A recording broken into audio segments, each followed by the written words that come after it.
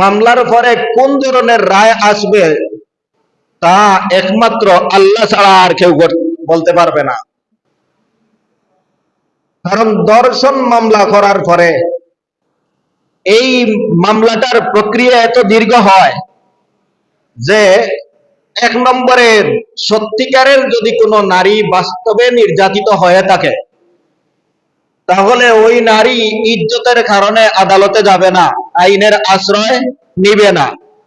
কারণ আইনের আশ্রয় যদি নেওয়া হয় তাহলে ওই আইনবিদ যারা আছে তারা এমন ভাবে মানসিক টর্চার করবে, এমন ভাবে জেরা এবং জিজ্ঞাসা করবে যে একজন মানুষ তার ভাষা দিয়া তার উপর কি পর্যন্ত জুলুম এবং অন্যায় করা হয়েছে প্রকাশ করতে পারবে না। তাও আবার প্রথমে তদন্তকারী মাধ্যমে তদন্ত করানো হবে, তারপরে গোপনে আবার পিবিআইর মাধ্যমে তদন্ত করানো হবে, তারপরে যদি ডাক্তারি সার্টিফিকেট পাওয়া যায়। এই একটা ধাপে একজন নারীবাদী হয়ে যদি মামলা করে তাহলে বছরকে বছর যায় এবং তা প্রমাণিত করতে হলে অনেক কিছু ইজ্জতের দাম দিয়ে আসতে হয়। টাকা তো দিবেন, সাথে বারে বারে একবার ইজ্জত লুণ্ঠিত হয়েছে এক লম্পটের মাধ্যমে, আর এখন আইনের বেড়াকলে বারবার ইজ্জত হারা হতে হয়, নির্লজ্জ হতে হয়, বেহায়ার মতো কথা বলতে হয় তাদের সামনে।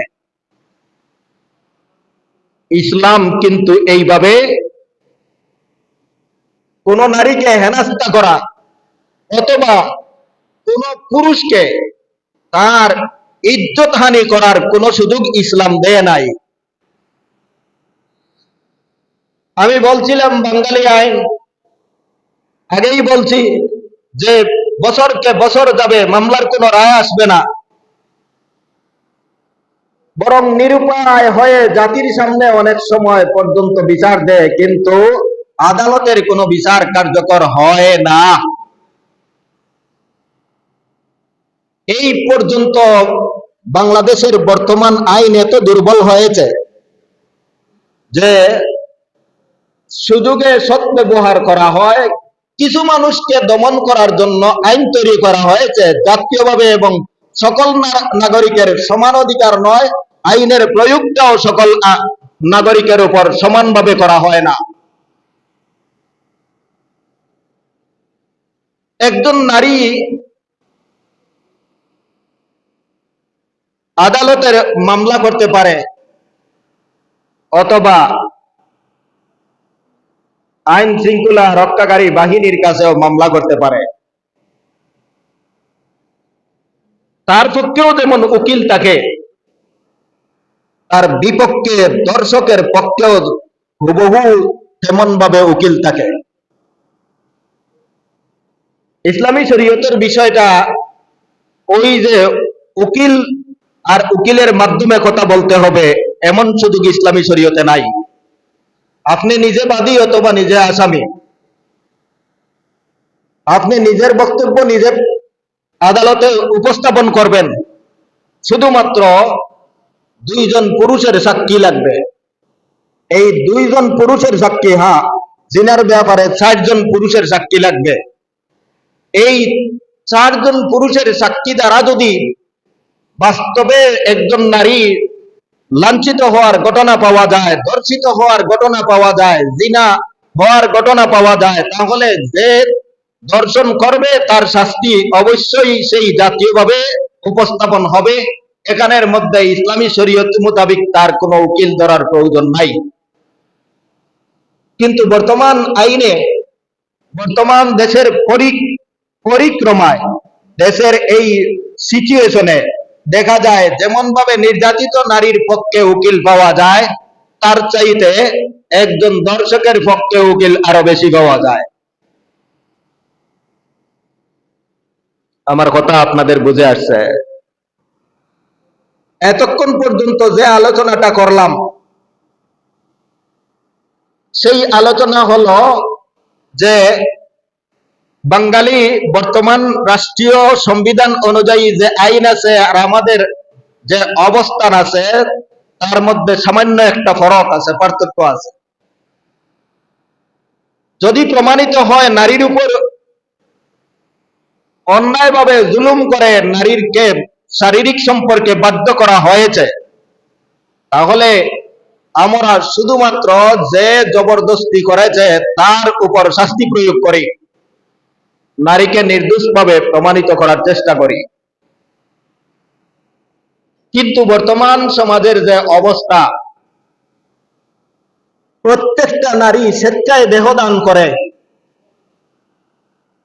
প্রাথমিক পর্যায়ে যে শব্দগুলো ব্যবহার করে আমার ভালো লাগা, ভালোবাসা থেকে, পরবর্তীতে উনি আমাকে এমন আশ্বাস দিয়েছে যে বিয়ে করবে, এইগুলো আপনারা বর্তমান পত্র পত্রিকায় দেখেন নাই? অর্থাৎ বিয়ের আশ্বাস দিয়া আমাকে বুক করেছে, এখন আমি আমরণ অনশন করব, যতক্ষণ পর্যন্ত বিয়ে করবে না ততক্ষণ পর্যন্ত আমি তার বাড়ি ছাড়বো না। অথবা আমার পেটে বাচ্চা আছে, সেই বাচ্চার যতক্ষণ পর্যন্ত পিতৃ পরিচয়, বাবার পরিচয় না নিব ততক্ষণ পর্যন্ত আমি ওর বাড়ি থেকে যাব না। এইভাবে অনেক সময় মহিলারা অনশন করে।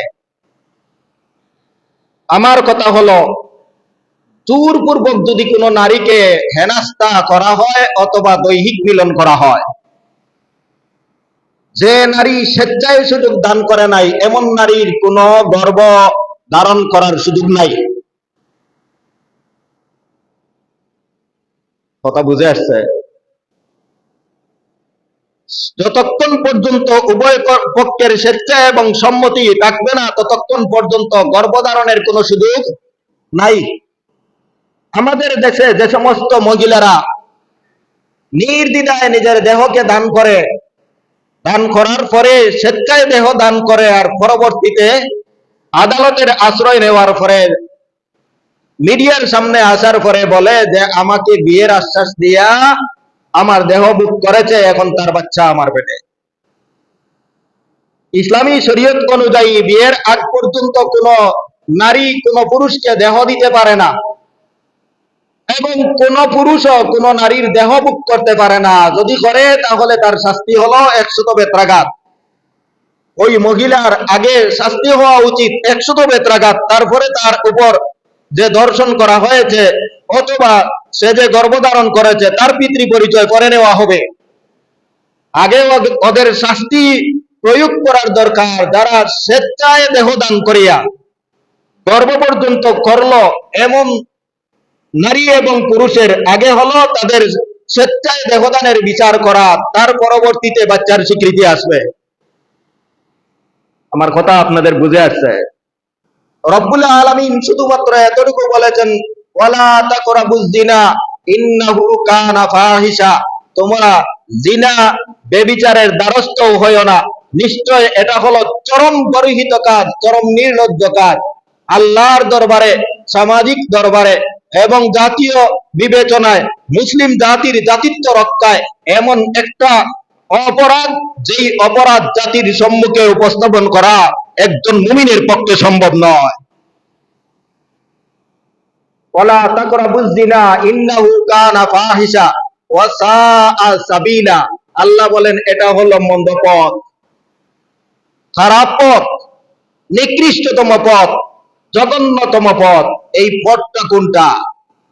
ওই যে বাঙালি নারীরা বর্তমান পৃথিবীর যে সমস্ত নির্যাতিত বলে নারীরা সমাজের কাছে অথবা আদালতের কাছে বিচার প্রার্থী হয় আর বলে যে আমি সন্তানের স্বীকৃতি চাই, এমন সন্তান জন্ম দিবার জন্য আল্লাহ তোমাকে পৃথিবীতে পাঠায় নাই।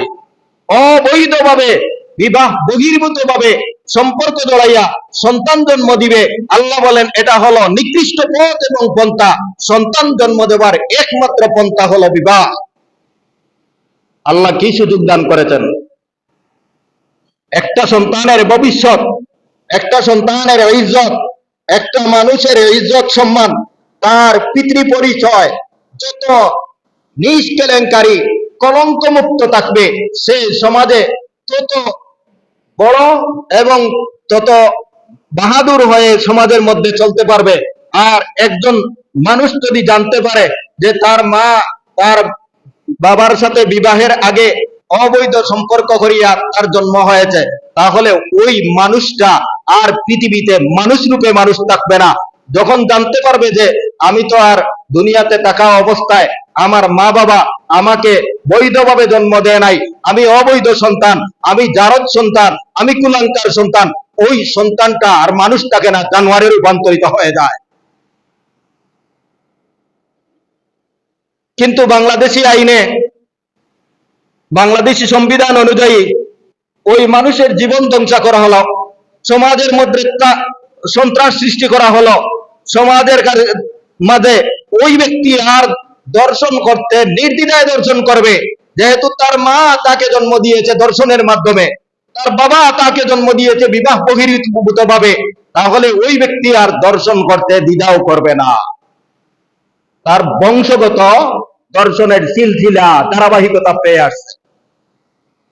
এখন এতক্ষণ পর্যন্ত যে বললাম শুধুমাত্র দর্শন দর্শন, মূল পন্থা মানুষ জন্মদানের একমাত্র এক পন্থা, তা হলো